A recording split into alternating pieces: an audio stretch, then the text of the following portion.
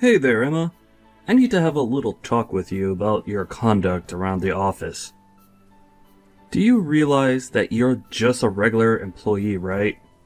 You're not a supervisor or a manager or anything like that. And yet, I've heard that you were chastising my daughter earlier today.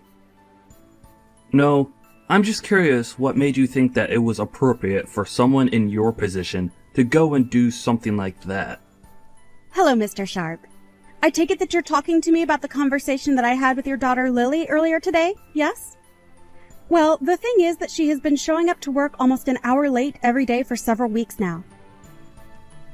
And while I'm not an official supervisor, I was tasked with looking after her while she learns the ropes of the job. So I was only trying to help her understand the importance of being at work on time.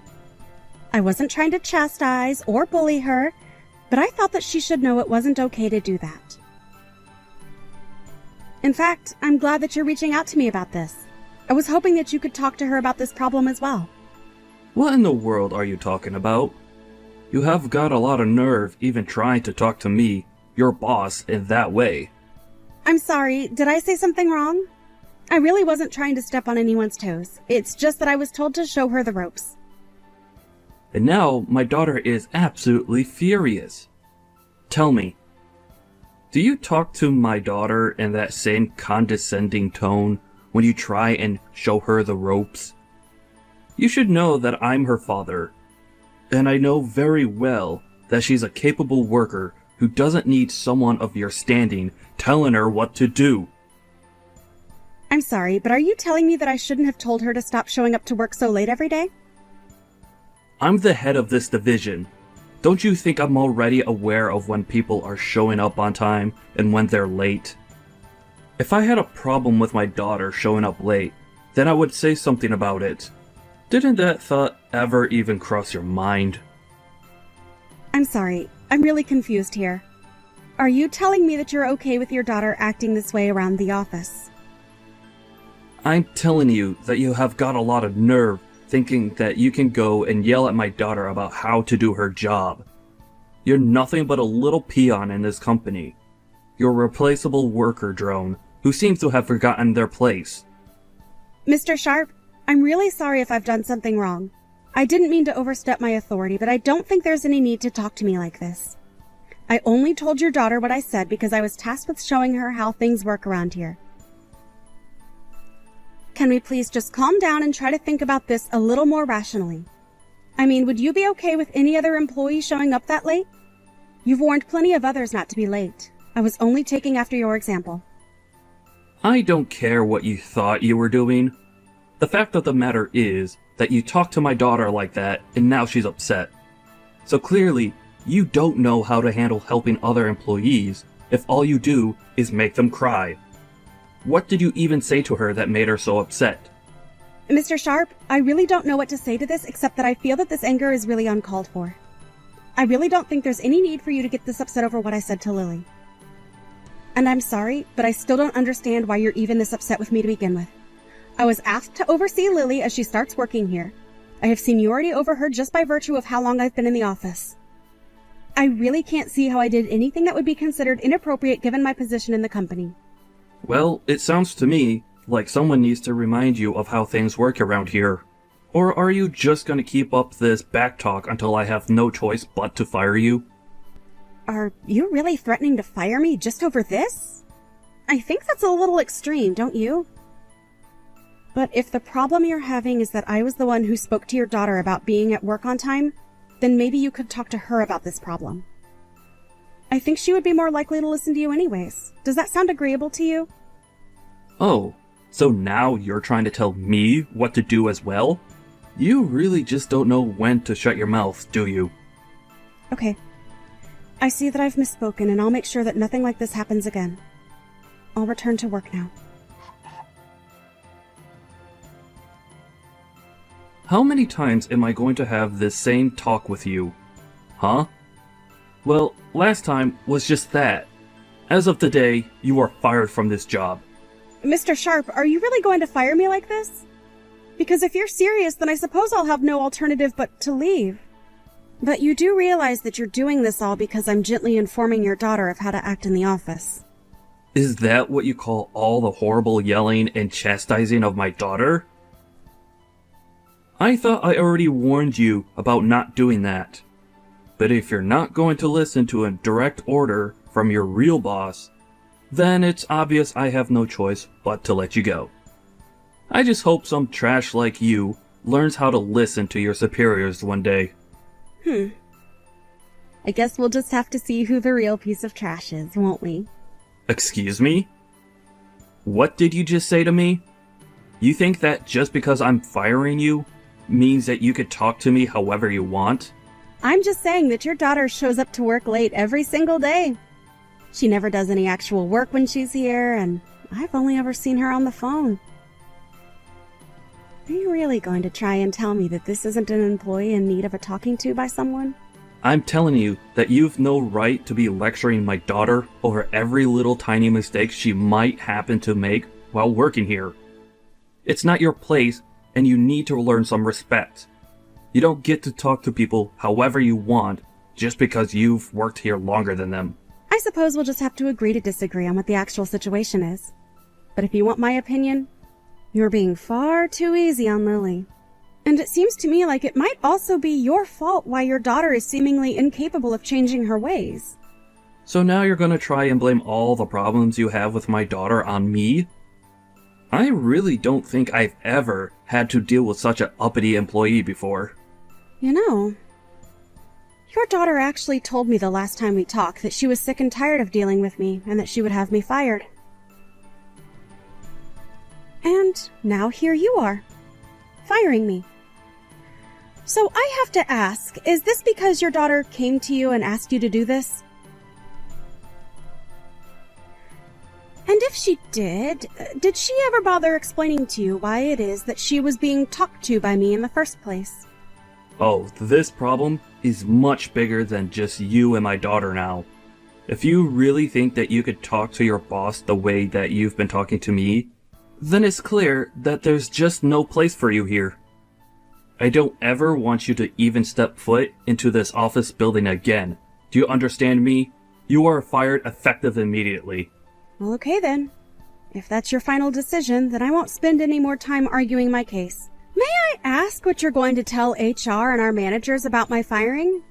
Because I think it might be difficult for you to merely be doing this because of how I treated your daughter. So, I'm just curious how you're going to present your case against me to the higher-ups in our office.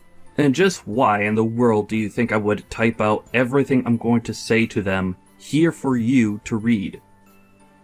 I'll find a good excuse to tell them that will make them all go along with my decision. I'm in charge of this department, and what I say goes. The only person at fault here is you, for daring to try and argue with me after I warned you to stop going after my daughter. I'm sorry, but I really think that I've been very calm and collected this whole time. The only one throwing around insults and using aggressive language here is you. Oh, why am I even bothering to talk to someone that I've already fired? Can't you just shut your mouth, pack up your desk, and leave already? I already told you that I never wanted to see you again. Okay then. I understand. If this is how things are going to be, then I'll leave the office today. Finally! At last you realize that even when fired, you still have to listen to me. I'm the boss in this part of the office, and my word is law.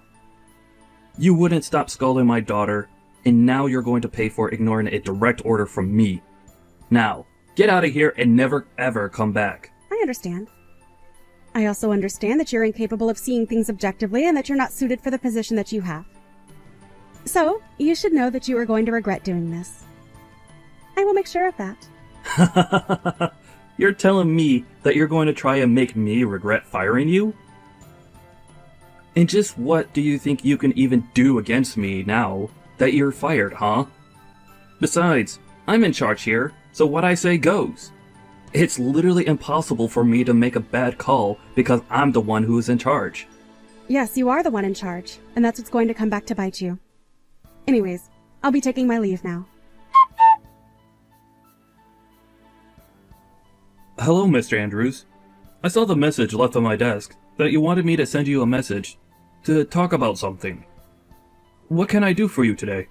I was just wondering where in the world my granddaughter has gone to. I'm sorry. I don't think I'm quite following what you mean by that, sir. Well, it really is quite simple. I'm talking about my granddaughter. I want to know where she's gone. Did something happen to her? I've been asking around, and everyone has been telling me that I should be talking to you about this. So, I would like an explanation of exactly where my granddaughter has gone to, Eugene. In fact, why don't you explain yourself to my face? I want you in my office right this moment. But sir, I'm still really confused. I don't know what you're talking about. I don't even know who your granddaughter is. Are you blind? Or just illiterate? I said that I want you up in my office to explain yourself to me right this second. Yes, of course, sir. I'm sorry for not leaving right away. I'm already heading towards the elevator as we speak.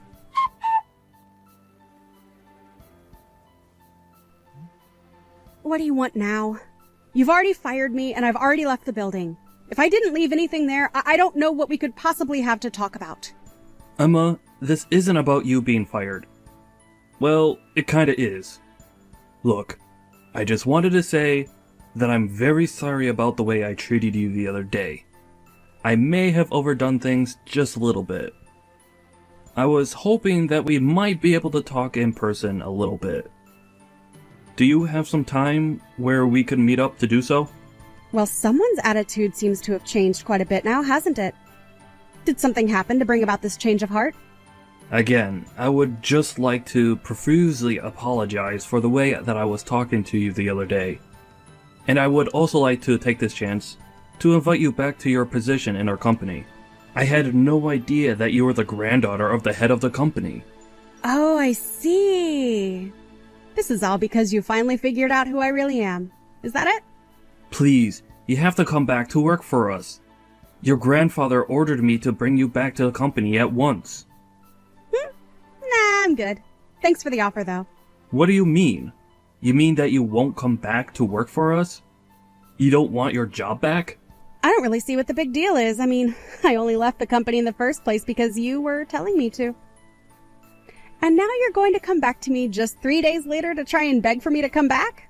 But I apologized for what I said. I really didn't mean to fire you. It was all just one big mistake. You have to forgive me. Your grandpa actually just came back from a long business trip, and when he arrived back to the office, he was really upset. He demanded that I go into his office, and he started yelling at me, asking about where you were and where you had gone to. It was only then that I realized who you really were. I really had no idea about any of this, so please, you have to forgive my ignorance. Well, of course you didn't know about who I really was. After all, I was hiding my identity for just about everyone. Well, then that just shows that I was truly acting out of ignorance. I really had no idea at all that you were directly related to the head of the company. So please, I'm begging you again to come back. Your grandpa is very upset that you were let go from the company. Let's make something clear. I wasn't just let go. You fired me from the company, remember? I don't think my grandpa is upset. I think you are. Well, yes. Okay, I suppose I am the most upset out of everyone here. So please, you have to come back. I'm begging you. I'm sorry, but I've already given you my answer, and it's not going to change. I won't be going back to work there. You can go back all you want, but the fact of the matter is that I was fired. I can't just go back. I'll have that you were fired erased completely from your record. It won't show that as having happened at all. There's no reason why you shouldn't be able to return. We can pretend like nothing ever happened at all, and you can just go back to your old position. Not only that, but if you come back, I'll apologize to you in front of the whole staff. I'll even talk to my daughter and make sure she knows that she needs to work just like everyone else does. So you mean to tell me that you could have done that this whole time, but you're only choosing to do so now? You know, if you had just done that from the start, then you wouldn't be in trouble like you are right now. But like I said, it's too late to try and change things now, so why don't you just give up already? Please, you have to come back. I'm begging you. Please don't say no to this. If the company president finds out the truth about how and why you were let go, then things are going to get really bad for me. Well, yes. I suppose if my grandpa knew how you were treating his staff, he would get quite upset. And you should also know that I'm his favorite granddaughter. Of course, even when I started here, he warned me that I wouldn't be given special treatment just because of that. You have to believe me when I say that I really had no idea about any of that at all. I'm terribly sorry for the mix-up. You really don't have to apologize to me anymore, you know. I already told you that it's not going to change anything. If anything, the company would be better off losing you and your no-good, lazy daughter. You don't need to talk about my daughter like that. But why shouldn't I when it's the truth? Of course, you're not better than she is when it comes to the way you both treat people. Please, don't you think you're being just a little too harsh right now? I know that you're the CEO's granddaughter, but still. I'm only giving you my honest opinion about the two of you. And I know that if my grandpa knew the truth about the two of you, that he would fire you both on the spot. And he knows how to pull enough strings to make sure that you never work in this industry again. He wouldn't really do that, would he? I mean, I've been working for this company for almost 30 years. He wouldn't take all that away, would he? 30 years is nothing compared to the decades of life that my grandpa has put into this company. Of course. I didn't mean to imply otherwise. But that's just another reason why my grandpa has so much sway in the business. You might want to kiss the chances of you ever getting this high of a position in a company like this ever again. Please don't do this. Surely we can work something out. You have to understand that I'm a father. I have a family to take care of. That excuse might have worked on me if not for the fact that you clearly haven't raised your daughter right at all. And when she started working here, she was like the spitting image of you and all her awful attitude. I hid who my family was so that I could be treated equally in the office. You were encouraging your daughter to act however she wanted because of who she was. Please, you really do have this all wrong. If I had only known who your grandpa was, then I would have never talked to you the way that I did. You have to know that I would have never said the things that I did. I would have never done any of this at all. I'm so sorry for everything. So I'm begging you, one more time, please come back. And I am telling you the same answer one more time.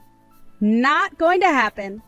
Please, I'm asking as your supervisor to come back and work for us again. You aren't actually going to turn down a request from your superior, are you? You still think you're my superior? How can that be when I don't even work for you anymore? The moment you fired me, you lost any power or influence you had over my life. But, please, just do as I say this one time. That's all I need. You really expect me to just act like nothing happened between us at all? That's ridiculous and unrealistic. I really don't have time to carry on with this stupid conversation any longer. But if you don't come back, then I'm going to be in serious trouble. Don't you get that? If you don't come back, then both Lily and I might end up getting fired because of this. You have to come back and save us. You'll get your job back too. Everyone is going to win if you do this. You're acting as if I would have anything real to gain by helping you. But you're only asking that I come back to save your own skin. You were the one that fired me, and now you will have to live with that decision. I told you from the very start that you were being unreasonable and that you'd regret this. Now, if this is all that you have to say to me, I would appreciate it if you just left me alone instead. Please don't do this, Emma. I'm begging you. You have to come back. You have to save us. I'll even make Lily apologize to you. We're both begging you to come back. And I'm telling you that you can keep your worthless apologies to yourself because I don't want them. Anyways, enjoy what time you have left at the company. I may be fired, but at least I'll be taking the two of you on my way out. And good luck ever trying to find a job for you or your daughter in this town again. After that, Emma went to her grandfather and revealed all. Upon learning the truth of why his daughter wasn't showing up for work, Mr. Andrews was furious and fired Mr. Sharp and his daughter right away. He told them that their names are going to be blacklisted and that no company in this industry would ever hire them again. Mr. Andrews approached Emma and offered her a position as the head of a new subsidiary being opened by the company. Emma agreed to come back as the head of the new company and was quickly being praised by her employers for her shrewd decision-making and empathy towards her employees. Mr. Sharp wasn't able to find a decent job after being fired, and even his wife ended up leaving him. In his mid-50s and jobless, Mr. Sharp and Lily had no choice but to take on several part-time jobs just to try and make ends meet.